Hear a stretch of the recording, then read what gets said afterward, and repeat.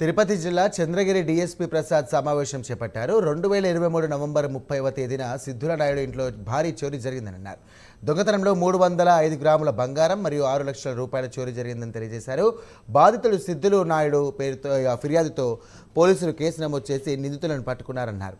పాత నేరస్తుల చోరీలకు పాల్పడినట్టు పోలీసులు గుర్తించి అరెస్ట్ చేశామని తెలియజేశారు. వారి వద్ద నుంచి బంగారం 3 లక్షల రూపాయలను స్వాధీనం చేసుకున్నారు.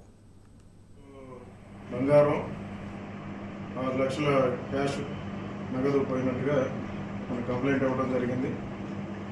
అఫెన్స్ జరిగిన దగ్గర నుండి అన్ని కోణాల్లో చంద్రగిరి సిఐ గారు, వాళ్ళ ఎస్ఐ గారు, ఐడి పార్టీ పురందరు,